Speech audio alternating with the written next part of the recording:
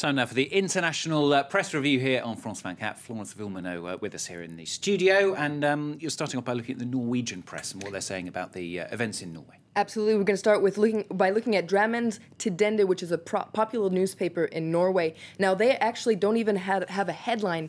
They just have a photo of the flowers at the memorial ceremony that was held in Oslo on Sunday. Now, they have a 19-page special that covers all the aspects of the tragic attacks, including what they call the hours that changed Norway. Now, it's an hour-by-hour account of exactly what happened both in Oslo and on the island of Utøya. Now, all the Norwegian press, obviously, is covering these horrific attacks. We're going to take a look at VG, their online edition. It's the Norway's most read paper. Now, they have profiles of what they call unlikely heroes. Now, there was a group of campers who were near the island of Utøya that they was there right when all the events were taking place. Now, at first they thought it was fireworks, and then they started getting calls from people who were on the island that were letting them know what happened, and they jumped into action, got into boats, and started pulling people out of the water, giving them blankets, tending to their wounds. They say they're deeply shocked by what happened, and even though they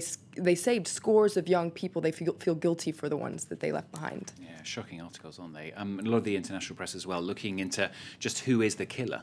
Absolutely. We'll take a look at The Independent. You have 3 photos there of him. Faces of hatred, says The Independent. So they're photos of Anders Breivik in a uniform bearing insignia that has associations with the extreme right and posing with a gun there. Now, the 32-year-old posted a manifesto online the day of the attacks. It's called 2083, a European Declaration of Independence. So it's a 1,500-page manifesto where he outlines just how much he hates multiculturalism and how he was planning on carrying out these attacks. Now, according to an article in The Guardian, his anti-immigration rhetoric is very similar to similar rhetoric in America, and it turns out that he took inspiration from Timothy McVeigh, who carried out the Oklahoma City bombing in 1995 that killed 168 people. And it says that he used very similar firearms, very similar explosives, and followed his model of what they called a leaderless resistance.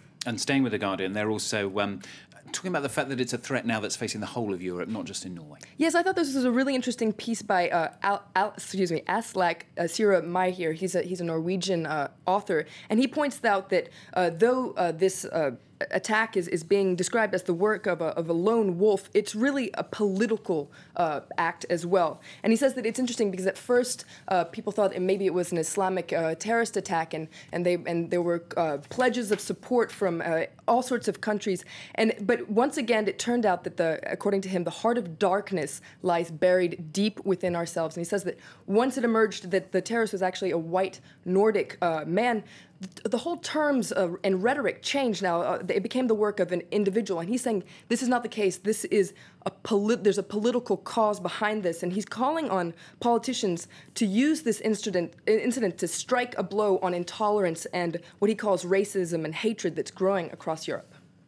Now, in other news, let's go on to Newsweek, because they've got an article to do with Dominique Strauss-Kahn and the exclusive interview with the chambermaid, which we're going to see a little bit later on appearing on ABC News as well, I think. Absolutely. Now, this is very interesting because here on France 24, we've been talking about the chambermaid, and now we've never really talked about exactly who she is in terms of what her identity is. And so but she's come out into the press now talking to Newsweek. She breaks her silence. Nafissatou Diallo tells her story to Newsweek's Christopher Dickey and John Solomon. Now, she gives a minute-by-minute account of exactly what she says happened in room 2806 on May 14th, a day that would change her life forever. Now, I'm just going to read to you a quick excerpt. It's a really interesting read.